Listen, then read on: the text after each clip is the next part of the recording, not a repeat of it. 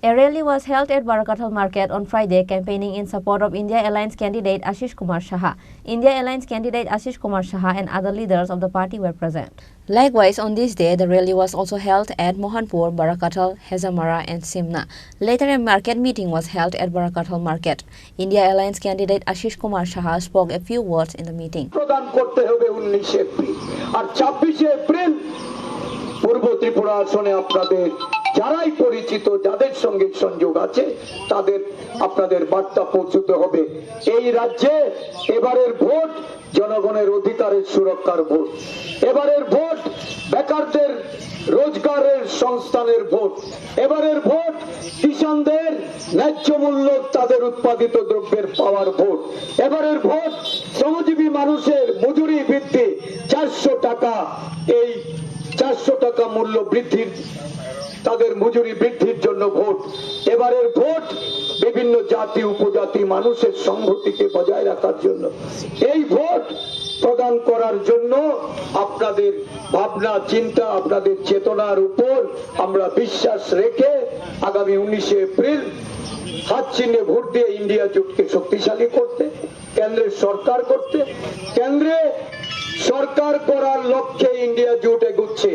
আর এগুচ্ছে বলেই শাসক দল ভয় পেয়েছে, কংগ্রেস দলের অ্যাকাউন্ট ফ্রিজ করছে, দিল্লির মুখ্যমন্ত্রী আপ নেতা ওই কেজরিওয়ালকে জেলবন্দি করছে, ঝাড়খণ্ডে যারা ঝাড়খণ্ড মুক্তি মোর্চা ইন্ডিয়া জোটের বড় শরিক তাদেরকে সরকার ভাঙার চক্রান্ত করেছিল, সরকার ভাঙতে পারেনি বলে সিবিআই আর ইডি লেলিয়ে সেখানে তার মুখ্যমন্ত্রীকে পদত্যাগ করে জেলে পুড়েছে।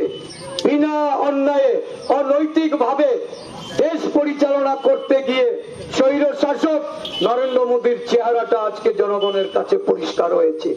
এই অগণতান্ত্রিক কাজের বিরুদ্ধে আমি আবেদন করব এই সিমনাবাসীকে, আপনারা এই লড়াইয়ে সামিল হন, হাত চিহ্নে ভোট দিয়ে আগামী দিন বিকল্প সরকার কেন্দ্রে গঠন করার লক্ষ্যে ইন্ডিয়া জোট যে আবেদন রাখছে ইন্ডিয়া জোটকে আপনারা আশীর্বাদ করুন, সমর্থন করুন।